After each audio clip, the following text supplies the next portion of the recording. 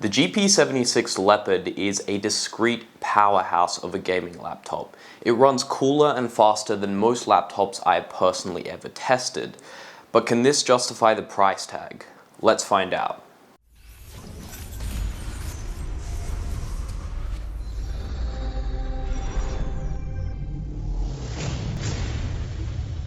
Hi guys, and welcome back to the Epic PC channel, and today we're sitting down with the GP76 Leopard, and specifically in our hands we have the 10UG model that's an absolute discrete powerhouse in terms of cooling and performance. In this unit it features an Intel i7 10750H backed up with 16 gigs of DDR4, a 1TB M.2 SSD, and an RTX 3070. Now, specifically, this unit is the Max P Edition RTX 3070, which features a 125 watt interface. Now, on the NVIDIA website, the new laptop chips have ranges of wattages that manufacturers and partners can utilize when developing a new laptop, such as the GP76. With MSI's top-of-the-range laptops featuring normally their higher ranges, such as 125 watts for their RTX 3070 and 3080 Max P Edition graphics cards in their laptops. I went into more detail on the difference between the Max P and the Max Q graphics cards during my review of the GE76 Radar. But it's going to be interesting to put that to the test head-to-head, as we have the Max P Edition sitting in this GP76, and we also have the Razer 15 Pro, which uses a Max Q RTX 3070. So it's going to be really interesting to perform those head-to-head. On the CPU side, there has been much hype surrounding the new Ryzen and Intel series CPUs that are going to be put into these laptops later this year. But for now, the 10750H is a solid pick. With 6 cores and 12 threads, when we put this thing to the test, it crushed most tasks and pairs really well with the RTX 3070 to deliver a great gaming performance. It runs really cool and stays cool within the chassis of this machine. So it's going to be awesome to see how that performs in game tests later in this review. But for now, let's have a look at some of the other components. The GP76 Radar sports a 17-inch display, and the specific display on this unit uses a full HD display, or 1080p. This seems to be a bit of a rarity for the next generation of gaming laptops because of the RTX 30 series cards, which are kind of bottlenecked by a 1K display. That being said, this is a 240Hz panel, and I've really gotten used to playing at high refresh rates on my personal computer. So it really suited me to use a 240Hz panel on this specific laptop. And I found myself playing games like Metro and Doom a lot longer than I had originally anticipated for the benchmark tests. As for the color of the screen, it's not bad, and it's definitely passable for a high quality screen, but when you compare it to something like the Razer Pro 15, which uses an Adobe 100% RGB screen, the colors really do fall flat. But it's going to be up to personal preferences whether you want a higher refresh rate monitor or a screen with better resolution and better color accuracy. That's really the trade-off you're going to make when you're choosing a screen for a laptop. In the classic MSI style, the GP76 Radar doesn't spare anything in terms of IOs.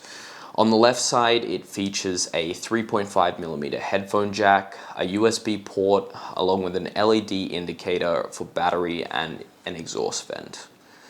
On the rear side, it has the power adapter, a HDMI plug, an Ethernet port, and one Type-C connector. In the classic MSI style, it's finished off with 2 huge exhausts at the back, which kind of reminds me of a sports car with the matte black finish. The right side has 2 USB ports, which are separated by a giant gap, and I have a feeling that MSI has reused this chassis from another one of their machines, because typically this gap would have a SD card reader on it, and if you look at the GE76, it does have an SD card reader in this slot. but the gap doesn't really make any difference for me, so it doesn't matter. Interestingly, the two speakers are on the side of the computer instead of the top like the GE76, but we'll discuss this in further detail within the peripheral section of this review. I've already mentioned that the GP76 Leopard reminds me of a sports car with its matte black finish, but it's absolutely beautiful. During my review of the GE76, I said that this steel color grew on me, but after seeing the GP76 in matte black, there's absolutely no going back, and this machine is beautiful. I definitely trade the color of the GE76 for the color of the GP76. Instead of the LED display at the front that the GE76 had on its machine, it's replaced by a plastic piece here. And I have a feeling that, again, MSI has been reusing their chassis, and this is the same chassis as the GE76. So it'll be interesting to see if they can confirm this or not. My only real issue with the build quality on the GP76 is the bezel. The bezel is absolutely huge on this machine, and it takes up a huge portion of the actual screen. The chassis is also great at reducing heat compared with the Razer Blade 15, and MSI has put a lot of effort into this compared to their previous generations, which have had complaints from users about the keyboard being too hot. The palm rests get to around 29 or 30 degrees under load, and the upwards area towards the top get to around 40 degrees under load. This is obviously because this is where the CPU and GPUs are located, as well as the Cooler Booster 5 modules. Compared with the Razer Blade 15 that gets to around 40 degrees on the palm rests, the GP76 is a lot cooler, and you can definitely use the keyboard during gameplay without excessive levels of sweat.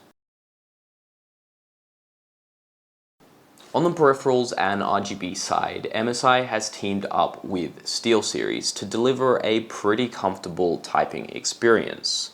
The keyboard reminds me of a Cherry MX Brown switch, which is tactile in its response but pretty quiet. Most hardware companies can't make software, and SteelSeries really isn't any exception to this rule. It makes Razer Synapse software look good. It's almost impossible to work out what each of the buttons does, and even makes it hard to change all the LEDs on the keyboards, seemingly having to control each individual key and enter the nuclear codes just to turn off the LEDs themselves. The keyboard does have dedicated function switch covering useful features like turning the fans to maximum speed, to more useless features like turning a crosshair on the middle of the screen, and honestly, I don't really know who uses these features. The touchpad is a bit too grippy, but it does have a very satisfying click to it, which sounds absolutely amazing. Using the dedicated function switches, the fans can be turned to maximum, as I've already said, which reaches up to 55 decibels. Normally during gameplay and stress tests, it sits at a more modest 43 decibels and 32 decibels at ambient, just sitting idle like this. Probably one of the louder laptops that we have tested, but considering the cooling performance, I think this is to be expected.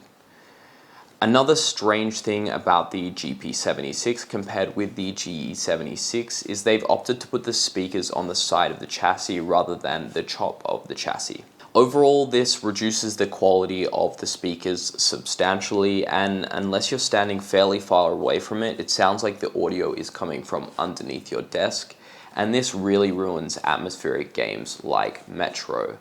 Unfortunately, the battery life on the GP76 does not live up to the older brother, the GE76.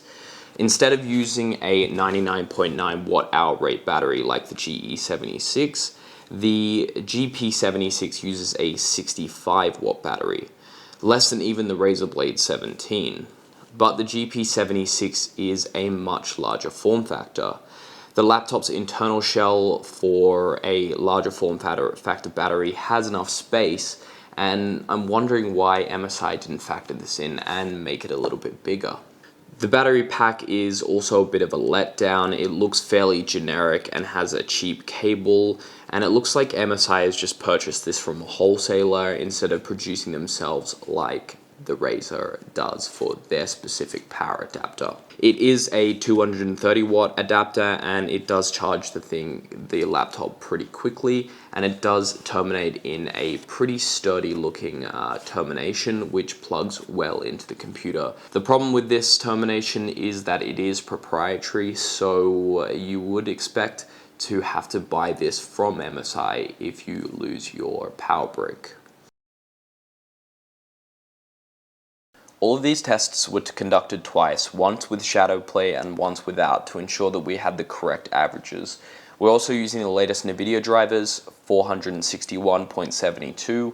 Look out for our video on the Razer Blade 15, where we're going to have a direct comparison between the Max Q edition and the Max P edition graphics cards. But for this specific unit, it tested out at 120 FPS average for Tomb Raider in Ultra. It also did between 200 and 180 FPS on average in League, and tended to drop down during high intense moments or being in laning phase and those sort of situations. On Metro Ultra, it hit 155 FPS on average, and in Metro Ultra with ray tracing on, it hit 110. Honestly, I was surprised that it was able to hit high FPS using ray tracing, but these tests are conducted at 1080p, so it probably wouldn't be able to play at 2K. In CSGO, it hit an average of 200 plus FPS, which is pretty expected from a game like CSGO. Obviously, none of these scores except the classic League of Legends and CSGO really match the true performance of the 240Hz screen that the MSI has managed to put in this machine. Despite this, gameplay felt smooth, and I was really surprised that Metro was capable of being played with ray tracing on, given my experience with the Razer Blade 17. As the GP76 is a 1K display, we first did some benchmarks on the normal Firestrike and TimeSpy. On Firestrike, the PC scored 21,626, which was clearly an insane score, and on TimeSpy it hit 10,309. It was pretty clear to us at this point that we needed to push this into the 2K or 4K territory to really push the RTX 3070. So in Firestrike Ultra, the GP76 scored 6,962, which is a pretty impressive score given that this is a 1K screen, and Firestrike Ultra is a 4K benchmark, meaning the GP76 would be capable of running 4K games or using a higher resolution external screen. This is also amazing because the Razer Blade Pro 17 with a 3080 mobile edition in it scored lower at stock with a score of 6,701. The thermals were also pretty decent, with not even the CPU packages showing red warnings, something that both the GE76 and the Razer Blade 17 failed on. This gave some solid room for overclocking, and I was able to bump the Firestrike Ultra score up to 7,411 with plus 200 on the core and plus 500 on the memory. The GP76, on the other hand, perfectly combines gaming performance and being portable enough to call it a laptop. Combine that with the fact that chassis is generally cool, I think the GP76 is the first gaming laptop that I can actually stand behind when we discuss portable gaming PCs. I think at just shy of $4,000, it's a bit of a stretch in a normal market.